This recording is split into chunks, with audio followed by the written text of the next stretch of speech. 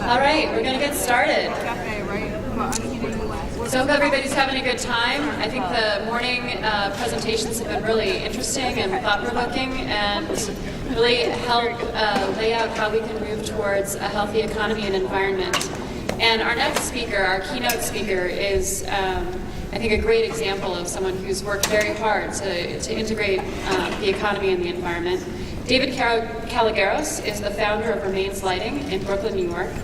It's the source for thousands of vintage and custom fixtures. They have a LEED Gold solar-powered daylit factory in Brooklyn, New York. And David received his BA in Architectural History from Columbia College in 1993. And in April of 1996, he opened Remains Lighting. In 1999, he launched the Remains Lighting Permanent Collection. And in 2008, purchased and outfitted a factory in Brooklyn, New York, which received the LEED Gold rating in 2011. He is a strong believer in environmental sustainability and community development. He's a member of the Urban Green Council, the International Dark Sky Association, Greenpeace, and the Sustainable Furnishings Council. And I think when you hear from him, it's really interesting how he has woven together both what he produces and how he produces it. And I think it's a real example for what we want to see from companies going forward. He's also a former New York State Environmental Excellence Award winner, so continuing our theme from yesterday, and I hope you'll all help me welcome David Calligeros.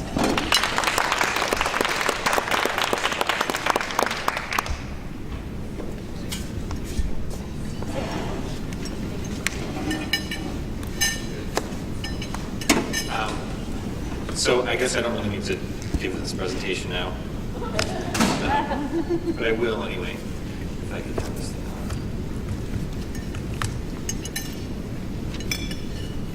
on. And I have no notes, so I might be just aggressive and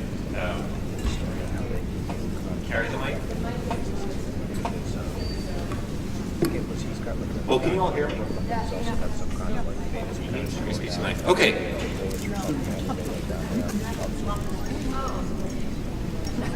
I'll just stay right here. This is totally cool.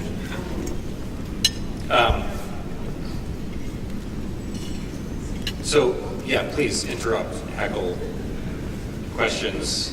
I'm totally fine with that.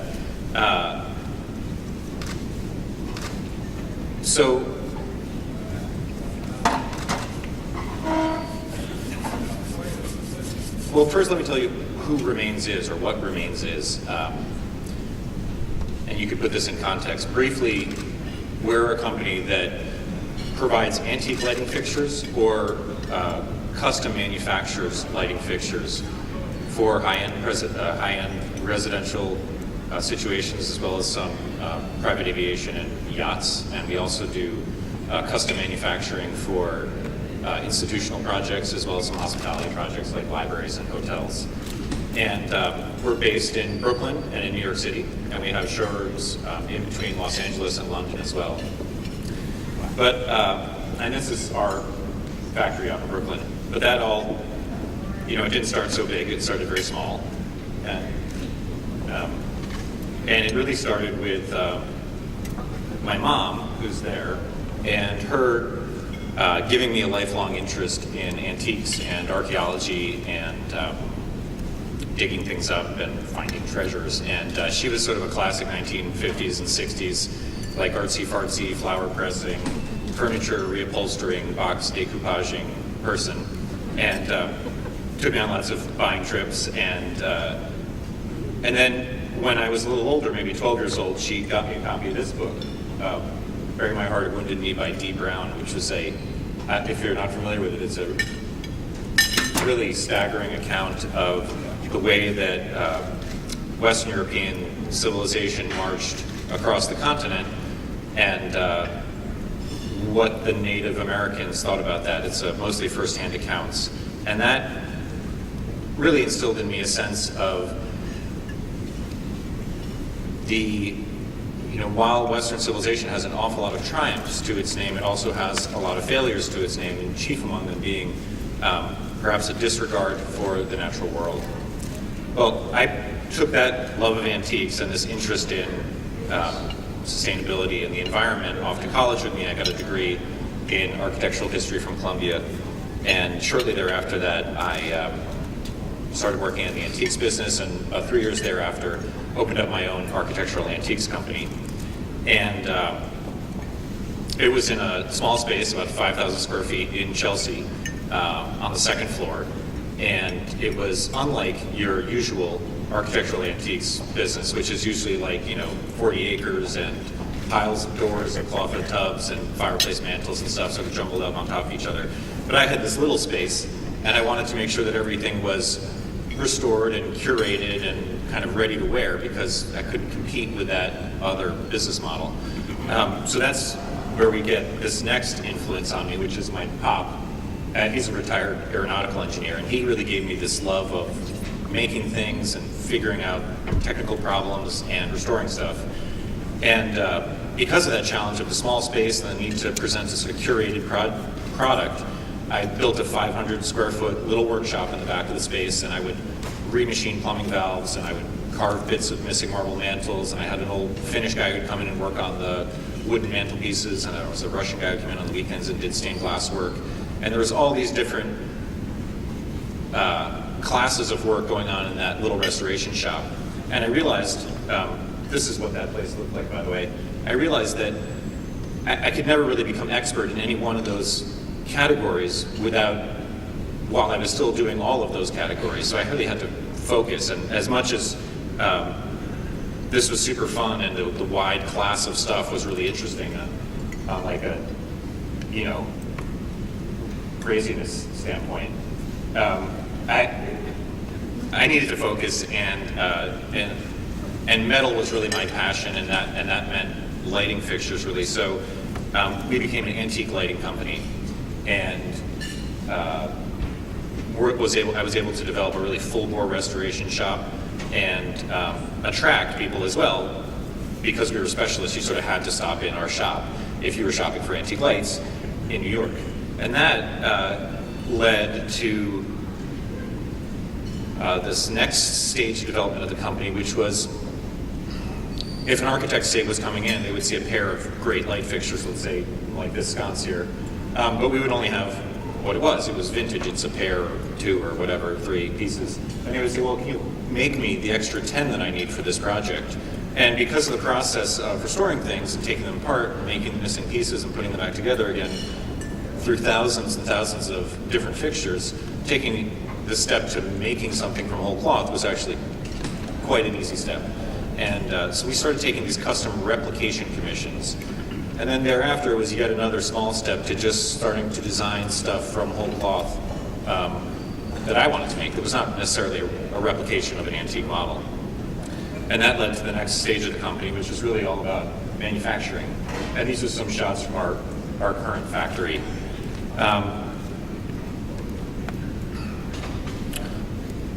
But now you get to the sustainability piece of this question, like, so what was I doing to be sustainable, or what were the sort of inputs to or the thrust for sustainability, both in antiques and now in manufacturing? And well, I could certainly make a great case for using vintage fixtures or reusing vintage or antique stuff as being a very sustainable mode of operation, because you're further amortizing the initial inputs in energy and material and waste when you extend the life of something like restoring an antique.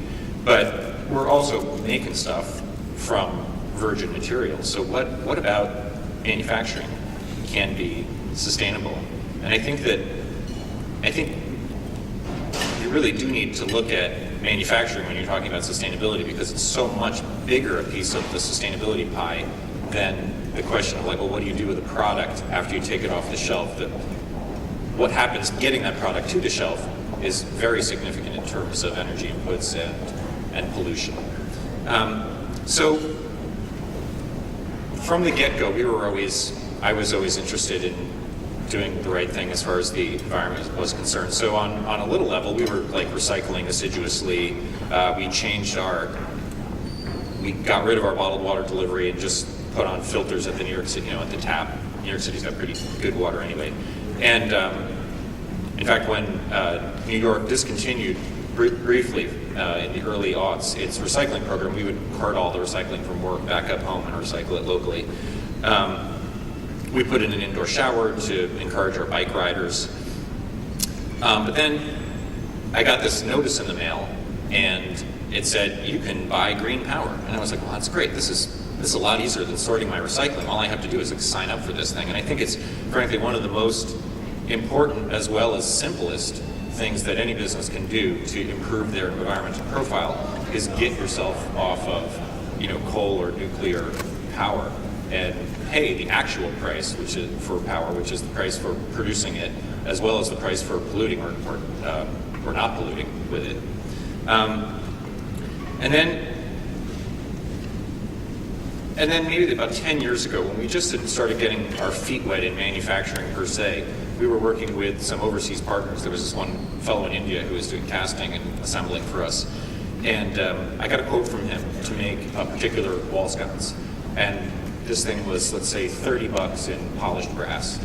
And it was $30.40 in polished nickel over brass. And I was scratching my head like, well, that's a great price, but damn, how does, for 40 cents, he get this thing plated? Because in New York, it was about $40 at minimum, $40 to maybe $120 to do the same process. And I'm thinking, well, they're not just like wildly smarter than us, and they're not much more efficient than us. I mean, they certainly are not like using robotic technology to make things there. It's more like direct labor impacts. And it wasn't really rocket science to arrive at the gross conclusion that the discount is really measured in avoidance of environmental issues. If you're dumping your plating sludge into the river behind you, and there's no problem with that as far as the government or local agencies are concerned, well, that's cheap. That's great. If you don't have to provide a safe working environment for your workers, well, that's really cheap too. And if you're just looking at the bottom line, it's like, hey, great. There was I don't know if you remember, there was a great photo essay in the Times about 3 years ago, in the New York Times, about where the manhole covers in New York City come from. So they're stamped in India. And so this guy went back to the factory in India and sort of researched where the stuff comes from. And he got total access. He took a bunch of great pictures. He interviewed the factory manager. There's these guys walking around in lungies, just like a loincloth, basically, barefoot. And the whole floor is just sand with troughs in it leading to the sand impressions from molds. And so they're like hopping over the rivulets the whole time.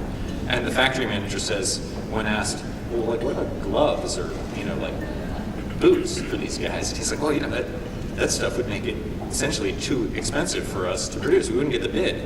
We wouldn't win. So it was eye-opening about what New York City's like bottom line driven purchasing decisions lead to on the other side of the world.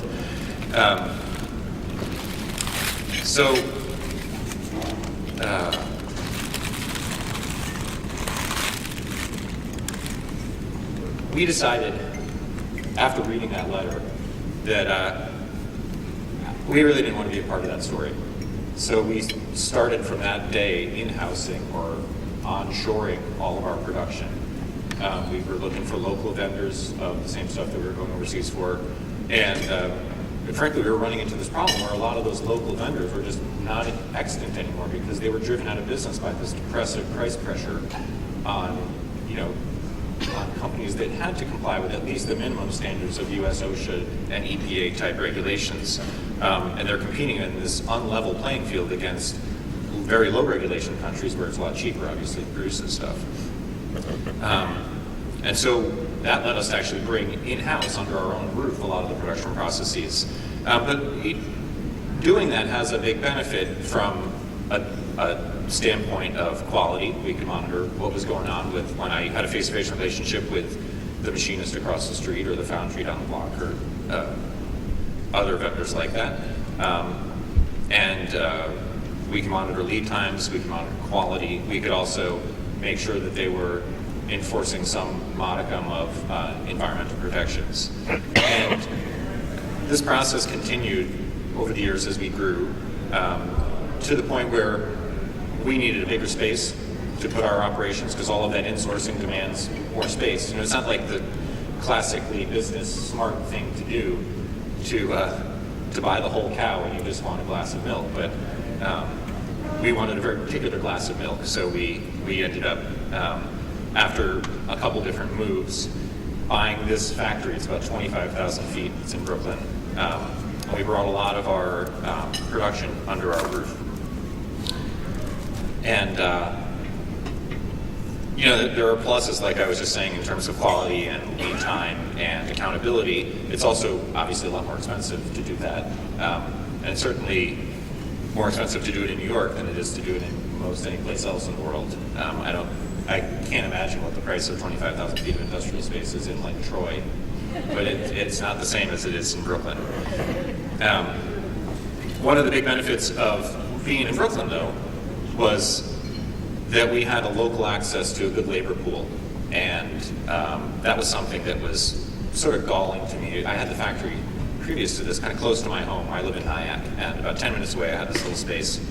And all of our guys came up from Queens and Brooklyn to work there. And we finally sort of reversed that and said, okay, well, let's move them out to, I forget that turn of phrase, but we brought the factory to the labor force. And I take a hit on it. My commute stinks these days, but most everyone bikes or walks or takes the subway, which is great. And it's also, frankly, closer to a lot of our clients, which is handy for them. So the sort of localization and insourcing has, it's got some clear financial hurdles, but it's got a lot of potential business benefits.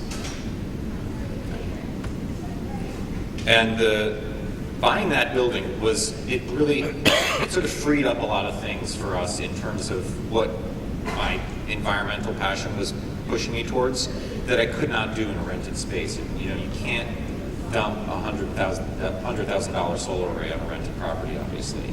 So things like that were finally able to come out of the bottle when we got this place, and it became like a test case for all the things that I ever wanted to do.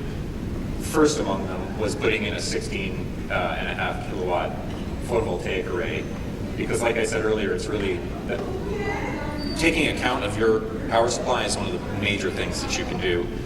You don't actually have to buy the photo cells, but that was something I wanted to have. I mean, this doesn't make everything that we use in terms of electricity. We buy the rest through wind credits. It's actually, you can monitor it hour by hour. There's a web interface off of our website which shows you how much power it's producing every day. The other thing we did was try to take account of our stormwater, which is a completely unfinancially incented problem to solve. But it's a huge problem. We mix all this rainwater with our sewage, and then we dump it out into the ocean and expect our kids to swim in it or expect the fish to thrive in it. So we planted a green roof, which does have a small insulation effect. It's a slightly positive insulator, but because it's New York, it spends most of its time wet, which means that it's like a wet blanket. When it's dry, it's a good insulator. But it's mainly about stormwater management. It's considered 100% absorptive, and it's also beautiful, which has got its own rewards. And what water hits the roof that doesn't hit that planted area is poured out into this 550-gallon system in the parking lot. And inside the building, we changed out all the toilets for dual flush, low flow. So a normal toilet is 1.6 gallons of flush. This is 0.8 or 1.2, which I think is great.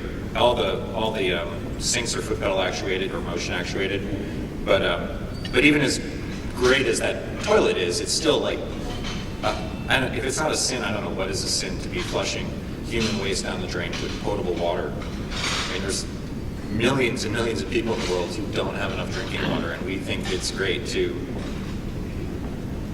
push it down the toilet. It's just unbelievable. Anyway, water itself costs next to nothing. So this was another one of those things that we just went out on a limb on, because there's no big financial incentive to manage your water use. It's really clearly just the right thing to do. The other piece of water management was taking up about 8 parking spaces, and we put in about a 1,200 square foot garden. There's some fruit trees there. There's actually a garden that the garden club grows cucumbers in. And there's a patio as well. And the water from that cistern actually dumps into the garden. So when it overflows, it's just going into the ground there. So there's really not a lot of discharge except for the balance of the paved area. And we also, we recycle assiduously. There's no one in his right mind is throwing metal away, so we part all that out and it gets recycled. We recycle our plastics, we recycle our glass, and we compost on site. And I remember in the discussions about the Environmental Excellence Awards nominees, there were a number of composting programs which were discussed. And it hit me each time that they came up that there was always a truck coming by and picking up the composting and taking it someplace else. I was like, well, why do you want to add diesel to your compost? Like, this is a bunch of old shipping pallets taking up 200 square feet, 100 square feet. 35 people work here, plus trees and the rest of that stuff. There's no organic garbage that leaves the site. It just gets turned into high quality soil. And it costs nothing. It's so easy. And we're in New York. We're tight for space. The rest of the country can take advantage of something like that. The other big piece of what we did is we looked at the energy use. Not only are we trying to consume green energy for what we need to, but we tried to just use less overall. So that was a whole host of really interesting, sort of technically nerdy things about incorporating VFDs onto motors for dust collection and our machining centers, so that for whatever, it's like you tell a fairly intelligent machine what the task is that you need it to do, and it uses only a fraction of its potential horsepower to do the task, and it's getting feedback as well from the load on the motor or the state of cloggedness of the filter, say, in the dust collection system. And so you don't just like turn on the motor and it runs at 20 horsepower all day long. It like runs in this lovely little curve, only in balance to what you've actually told it needs to do. But you can't show that in a slide. It's like totally boring.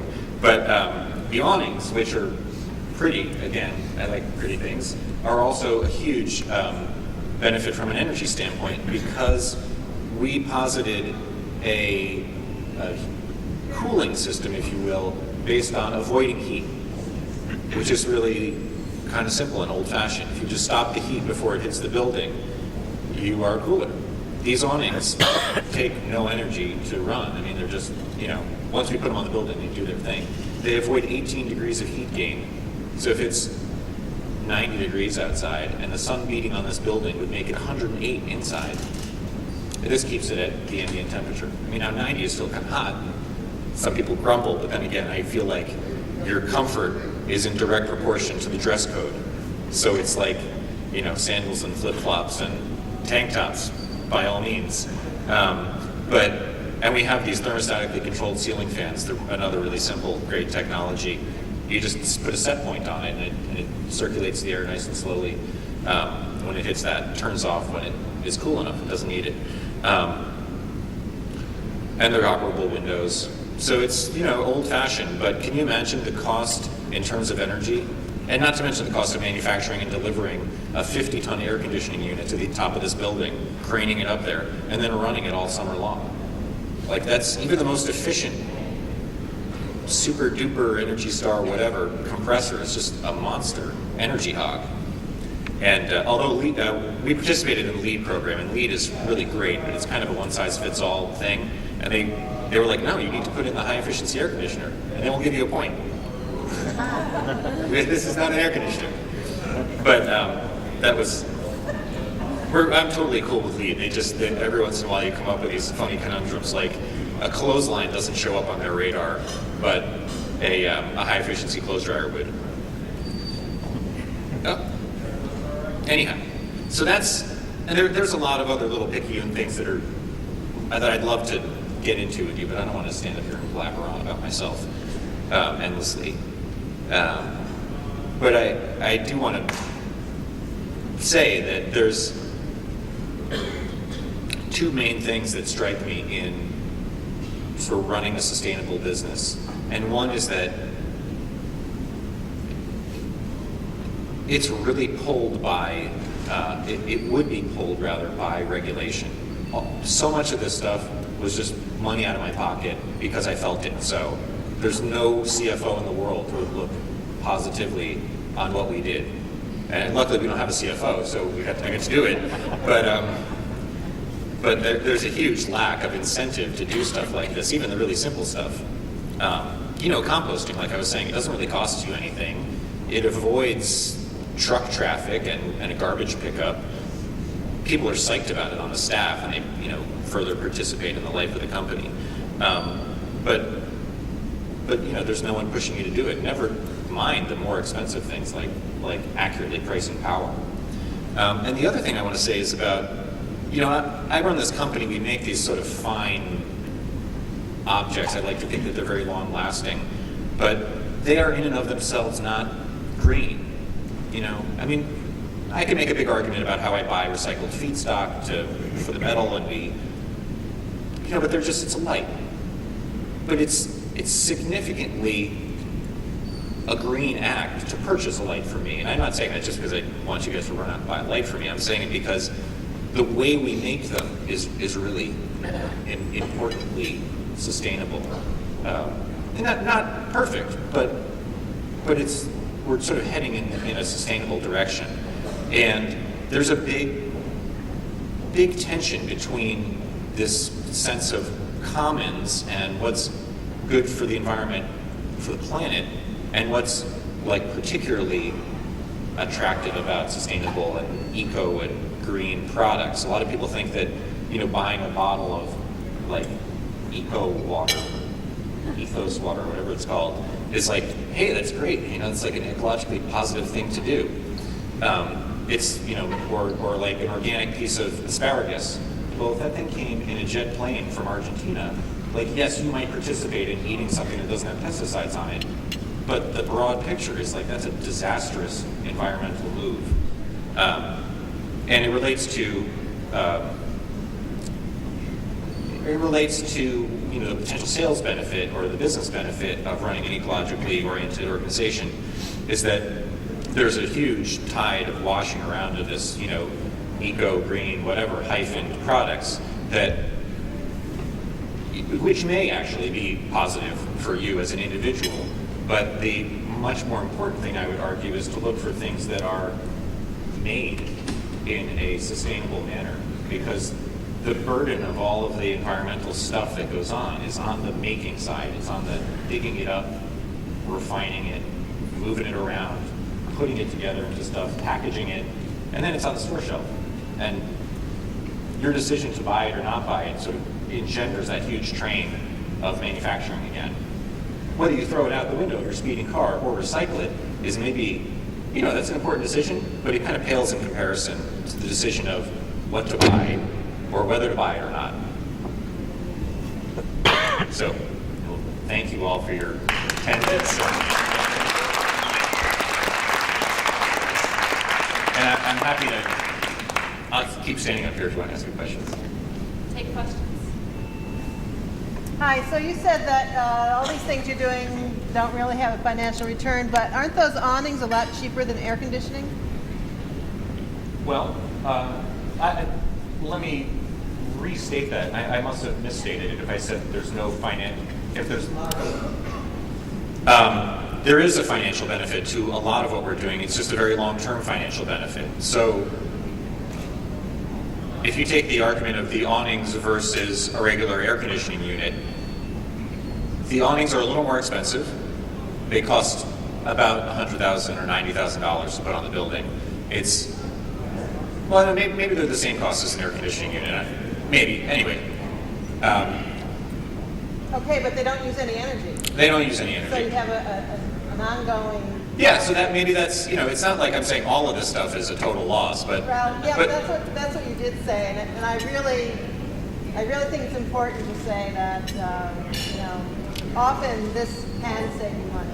Yeah, it certainly, I misspoke in that case, and thank you for the correction, but certainly there are a lot of things, like putting a green roof on your building to manage stormwater is not going to get you ahead in the financial race, and neither is buying wind credits for power, not to mention putting a solar array on your roof.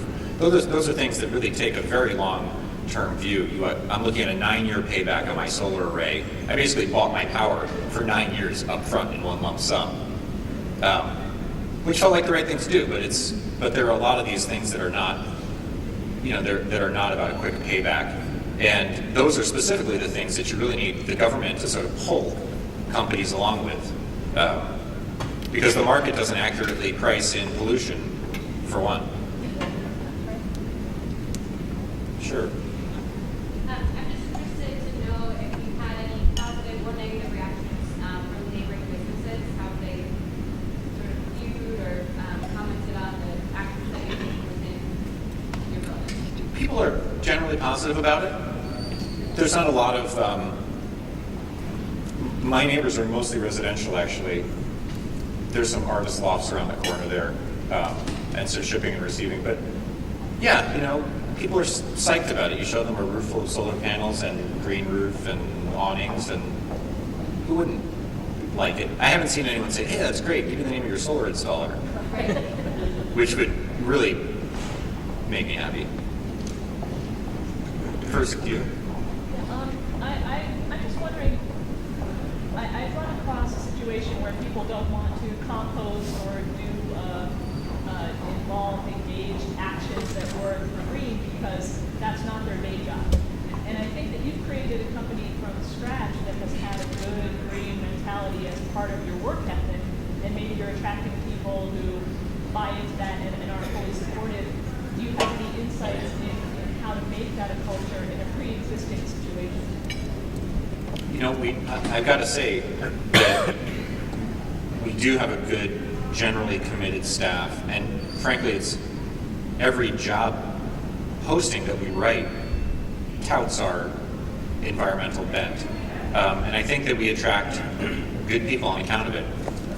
And but we don't have 100% buy-in, and it's something that we still work on. There are people who kind of don't see it, even though they see it every day.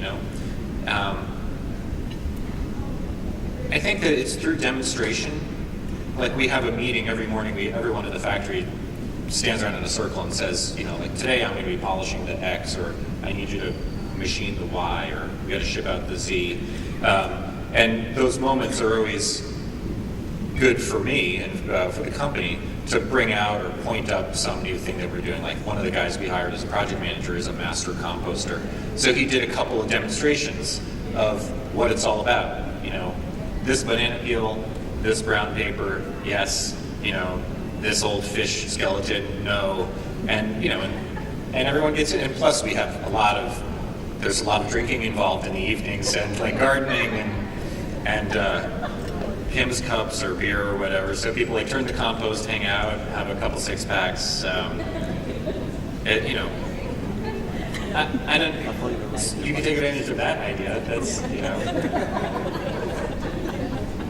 I just want to thank you for your presentation. It was fantastic. Oh, thank you. I just have a little question, which is, what are the awnings made of? Because I know, like in Lead, you get points for having a white roof. Because of the energy savings, but they're made out of polyvinyl chloride. The awnings are they're not a cotton. They're some synthetic, like sunbrella. Sunbrella, or it's like a specific exterior fabric for awnings. They use it on boats. If you called up any awning company, they'd tell you exactly what it was. I don't remember exactly what it is. But the awnings for us were a bit of a balancing act between mitigating heat gain and cutting down on light, because we run a photocell-based daylighting system in the building where we've programmed these little photocells on the ceiling to give us a certain amount of lumens per foot on a work surface on the floor or whatever. And because there's windows on 4 sides of this building, the lights are infrequently on, which is great for energy reduction. But when you put awnings out, it cuts that down. So we wanted as bright or light a color awning as possible to emit as much light as possible while cutting down on the direct heat gain from the sun. But there was no deep technical calculations. It was sort of like, well, I think that light gray would be nice. Wouldn't it be nice? Okay, light gray. Could you tell and share with the audience Do you have any before pictures of the building with you? Maybe. Because that is a tremendous and awe-inspiring transfer. Let's see. And maybe if you don't, be able to share with them what you started with and what ended up. Well, I started with a building that was, maybe here. You know, it looked similar to that building. I mean, it's an old building. It's a 1940s building. And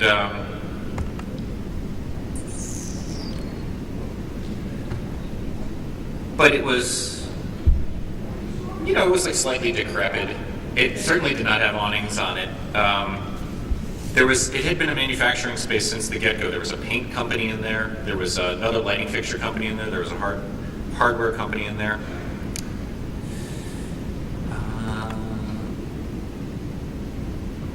Let's see here. I love this slide. I was going to use this slide. This is my slide of like, stuff comes from someplace and it has a burden. And it goes someplace. When you throw it away, that's away over there. The magical land of away. This is from a different lecture I gave her about looking at lighting fixtures from a sort of sustainability in lighting from the standpoint of like the dump and the mercury mine. But I don't think, unfortunately, I have a great picture of the building before. But it was a labor of love, and from the standpoint of aesthetics as well as from the standpoint of the environment. So I could send you one. You could send it around if you like. Please. Well, I'm an accountant. I have a series of questions for you. I'm assuming your business is closely held by you and a few others? Yeah. So you don't really have to report back to the investors No. About the effect of all this stuff? No, it just has to make the payroll every week. And you are doing it? Indeed. Excellent. I got nowhere else to go. I'm curious about that whole attitude of how the people that make the decisions to do things environmentally convince investors that it's the right thing to do.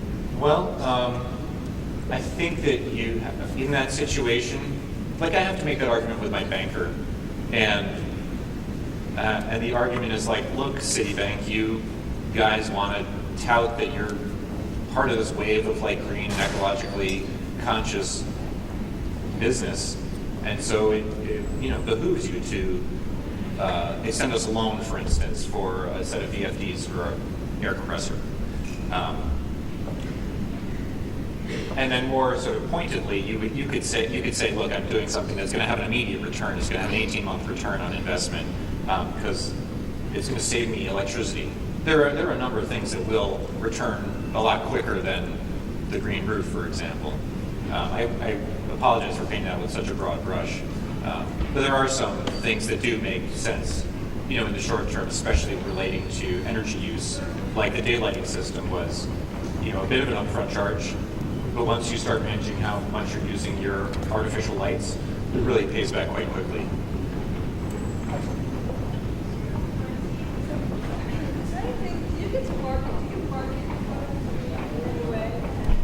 We do, but it's a big challenge because it's not.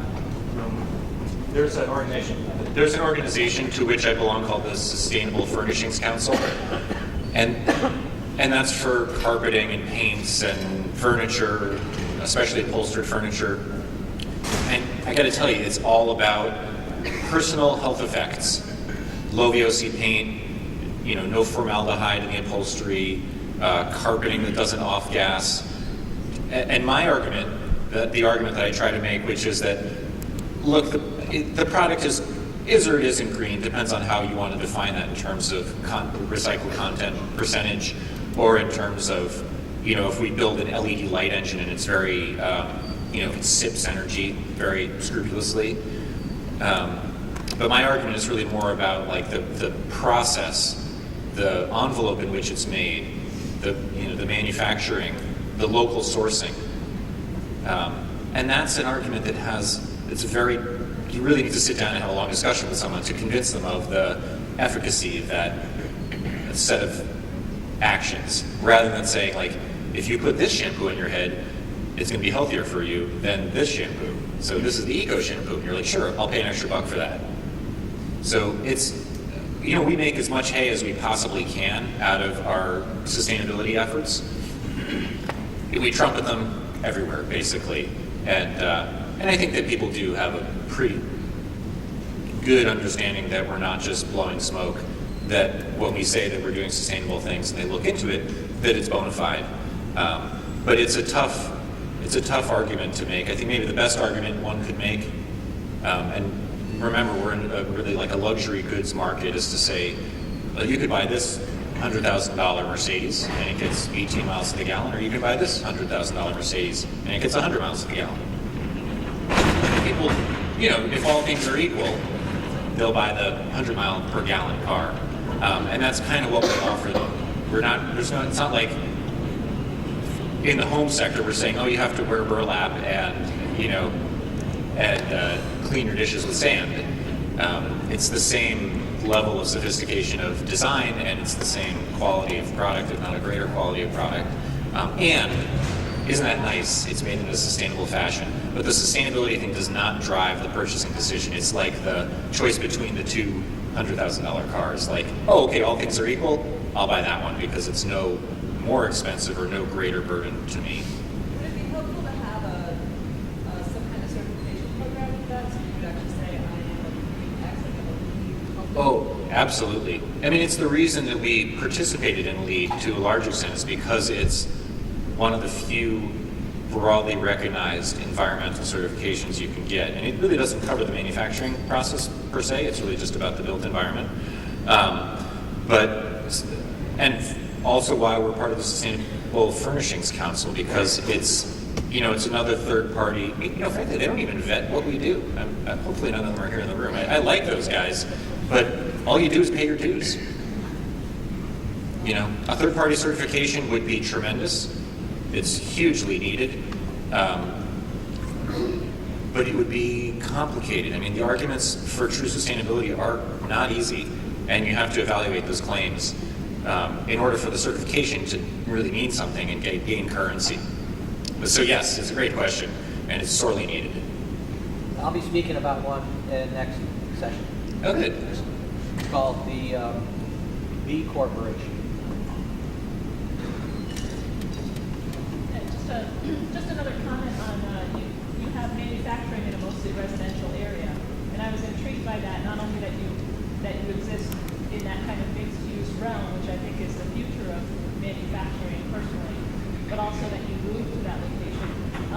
Can you reflect how that has affected your business choices? And since you made the decision to move, how has that affected your business choices since?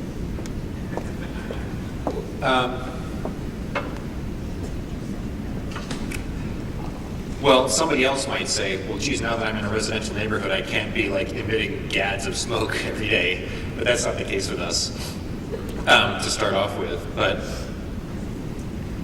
I don't know that it affects my business decisions on a day-to-day basis. It certainly was significant to relocate into a dense urban environment for us for some of the reasons I mentioned. You know, to be local to our workforce, to be local to our clients.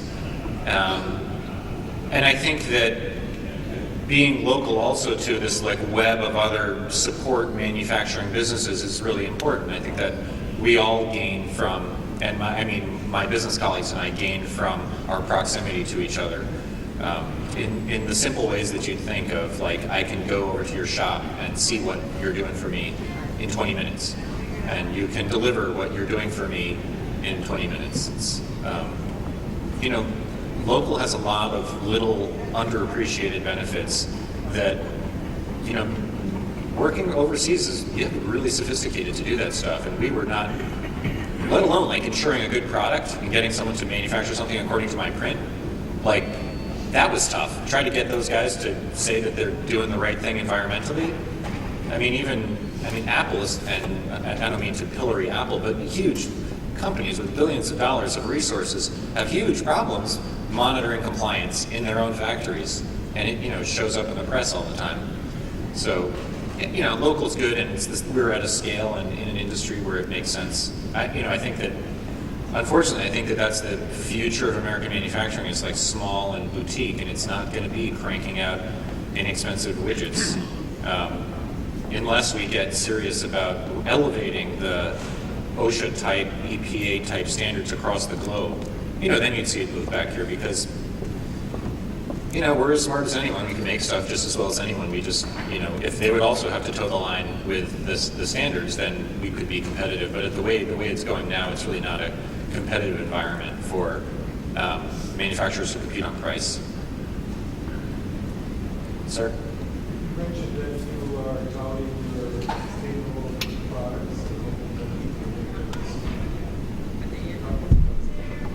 You also try in your purchasing of components and Calligeros and all that to seek out sustainable sources. The answer is absolutely. We seek out sustainable sources for our raw materials. And the very first one is it's onshore. And the second one is highly recycled material. Like we go to the mills and say, look, I want bar stock. I want to see your percentage recycled feed that goes into it. Send me the certification, please. And we also like to partner with local shops that we can sort of go and sniff out ourselves for their environmental creds. But I gotta say, in my business, I can't buy a socket that's made in the United States for a light fixture. There is no more. And as I was alluding to before, part of our sort of in-housing of our production was the result of a lot of companies just pulling up stakes or going out of business because they couldn't compete against low price pressure from overseas. So definitely that we try to source sustainable products. It's principally done under the aegis of local sourcing, though, and except for particular sourcing of metal, where we can look for a standard that they maintain and will publish to us. So I've got a question. I work on sustainability for New York State. And when I'm listening to your story, I'm thinking, who does the work of deciding how to reduce your blood, what kind of water you can do, how you can become, are you the sustainability coordinator? Yeah, I'm the sustainability coordinator for the company. Is there anybody else that helps you? Oh, I had help from, well, here's the slightly long story. I had always wanted to put a green roof on and have solar panels and have cisterns for my runoff water and have a garden and all that other jazz. And when I bought the building, I called up NYSERDA and I said, hey, I want to do this thing. I'm going to move my factory from upstate to downstate and put windmills on the roof. And I think you guys could help. Can't you help? And although the process is a little Byzantine, like they say, yes, we can, but you need to talk to this guy over here. And so they hired in a consultant from private industry who happened to be super helpful. And he sort of shepherded, he said, hey, you should talk to this person about photocells. And, so we got some sort of technical assistance through NYSERDA, which was really helpful. And then on my own team, I hired a friend of mine. Every fall I had this huge pig roast, and it was like very late at night, and I was leaning back in my chair blabbering about this new factory I had bought to a friend of mine, and I was saying, I really need someone to help negotiate this like daunting bureaucracy of New York State and making sure that we're doing the right thing and getting credit for solar panels and the rest of the stuff, liaising with the city hall. And she said, oh, I'll do that. And then Monday morning she called up, she was serious actually. And so, and she's on full time now. So she fills in the paperwork and makes sure stuff is dotted and make sure that I remember to do stuff that I said I was going to do. So we have a small team, but it was largely driven by me. We didn't hire in an outside sustainability person. We're at the end of our time. Thank you. Thank you so much.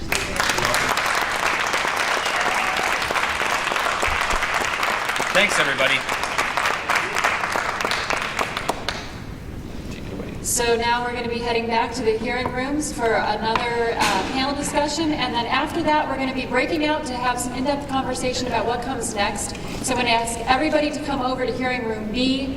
We'll divide you up, and then you can come back out and sit at the tables here. We'll have some snacks and desserts and coffee to help you wake up and stay energized through the next steps discussion.